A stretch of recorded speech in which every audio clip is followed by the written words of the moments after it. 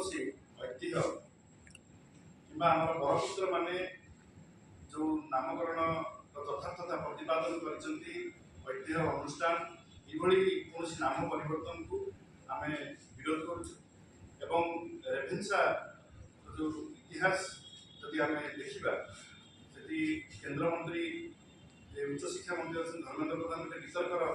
कथा कहते से आज सबू रेभेन्सा पाठ पढ़ी सबू रेभेन्सानियन माने समस्त बुद्धिजीवी ओडिशार समस्त जो मैंने ओडिशार इतिहास को पढ़ी से मैंने समस्ते चाहते जे रेभेन्सार ना परिवर्तन न हो रेभेन्सा गोटे व्यक्तिर ना हिसाब से रही रही यह गोटे अनुष्ठान परिणत होती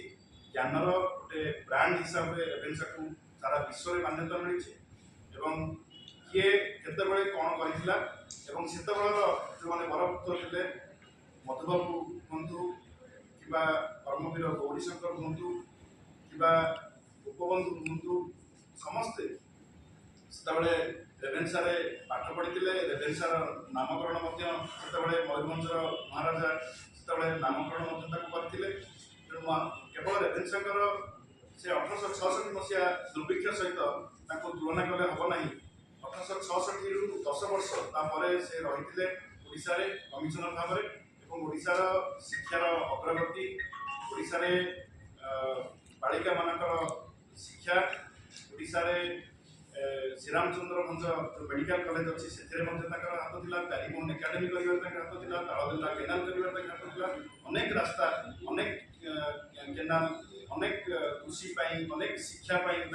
शिक्षार संस्कार आने महिला मानू शिक्षार अग्राधिकार देवाई से अनेक पदक्षेप नहीं आज रेभेन्सा कलेज कथा हो कि रेभेन्सा जो आम ओमेन्स कलेज कथा हो सब कथा देखिए आप रेभेन्साकर अवदान थिला एवं तांको नुह एटा बीजेडी नुह बरं आमर फकीरमोहन सेनापति प्रशंसा करछन्ती कर्मवीर गौरीशंकर प्रशंसा करछन्ती सेतबेला जो माने बुद्धिजीवी थिले से माने प्रशंसा करछन्ती एवं रेभेन्साकर এই कार्यकलाप ପାଇଁ ସେତେବେଳେ ମୟୂରଭଞ୍ଜର ରାଜା ସେତେବେଳେ এই ନାମକରଣ ସିଏ କରିଥିଲେ ପାଖାପାଖି 10 ବର୍ଷ ପରେ रेभेन्सा कार्यकलाप पर ये नामकरण होता तेणु यहाँ नहीं विवाद उठेबा उचित नुह रेभेन्सा ओडिशार ऐतिह्य सहित जोड़ा रही ओडिशार संस्कृति ओडिशा परंपरा सहित जोड़ी रही रेभेन्सा अनेक बुद्धिजीवी सृष्टि करी राष्ट्रनीतिज्ञ सृष्टि मुख्यमंत्री सृष्टि कर रेभेन्सार अवदान ओडिशा प्रति तत्कालीन जो ब्रिटिश सरकार थे विरुद्ध गोटे जो आंदोलन होता से आंदोलन मुखसाक्षी हूँ रेभेन्सा से पाठ पढ़ी ब्रिटिश सरकार विरुद्ध में भाव में संग्राम कर संग्राम से ही आरंभ होता तेणु रेभेन्सार अनेक इतिहास रेभेन्सा सहित जोड़ी रही रेभेन्सा गोटे किंवदंती पुरुष कहले अत्युक्ति हम ना तेणु रेभेन्सार ना को जो मैंने परिवर्तन कर चेष्टा कर तर्क वितर्क आह्वान देते चाहे जे यहाँ गोटे दलर कथा नुह यहाँ सामग्रिक भाव यहाँ ओडिशार कथा केतबेले से फकीरमोहन उपरकू आक्रमण करशार अस्मिता करुवा लोक मैंने फकीरमोहन सेनापति को छाड़ूना चामचा पैसा लगे भितर मधुसूदन प्रश्न उठेले महाराजा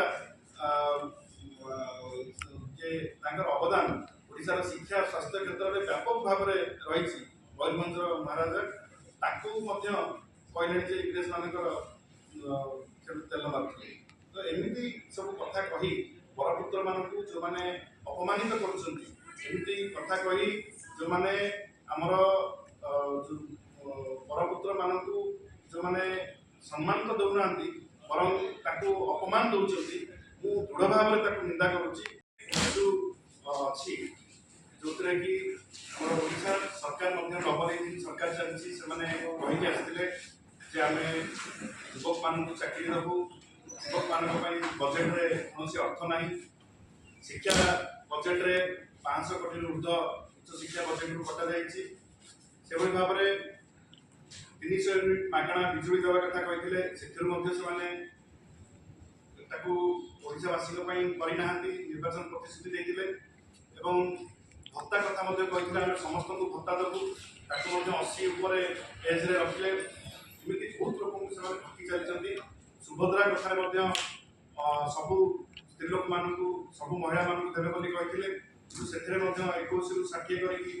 1500 जो अधिक उपार्जन करते दवाक रेस्ट्रिक्शन लगे एमती अनेक कथा अच्छी जोटा कि केंद्र सरकार ओडिशार युवक युवती मान सहित एवं ओडिशा रे जो सरकार बीजेपी सरकार नुआ जहाँ जहाँ प्रतिश्रुति से चाकरी कथा हो कि ओडिशार स्वार्थ रखा कथा हो सब कथार कि स्वतंत्र राज्य पाय मान्यता कथा हो सब कथार आज ओडिशा को पछरे पकई एवं ओडिशार युवक युवती आज हताश कहते आम 2 कोटी लेखा चाकरी प्रति वर्ष दबू आज 14 मसीह 24 मसीहा है चाकरी देखा दर्शन ना ये गोटे केन्द्र प्रतारणार शिकार होशार युवक युवती मान आज विजु युव जनता दल तार स्वर शाणित कर विजु युव जनता दल आगामी दिन में बढ़ई को ओह्लैब से प्राइस राइज कथा हो कि पेट्रोल डीजेल दर वृद्धि कथा हो कि महानदी कोलाभरम कथा हो कि स्वतंत्र राज्य पाया कथा हो ये सब कथार आज दुईटी जाक सरकार केंद्र और राज्य उभय जो प्रतिश्रुति देते से आज प्रतारणा परिणत होती विजु युव जनता दल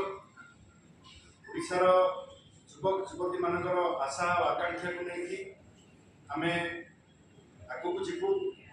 राजरास्ता को जीवु एवं जो पर्यंत ओडिशार युवक युवती मानक से न्याय न मिली जो पर्यंत से अधिकार न मिली से पर्यंत ये लड़ाई जारी रहिबो विजु युव जनता दल निश्चित भाव में संगठन को आहरी सुदृढ़ करी व्यापक करी आगामी 2029 किभली भाव में विजु जनता दल पुनश्च सरकार कर आम संगठन को दृढ़ीभूत करुँ आगामी पंचायत निर्वाचन आगामी म्युनिसिपालिटी निर्वाचन एवं विजु जनता दल आगामी जेकोसी निर्वाचन आसिले गोटे निर्णायक भूमिका जो भाव में नहीं पार आम तृणमूल स्तर व्यापक भाव में विजु युव जनता दल को संगठित करूँ।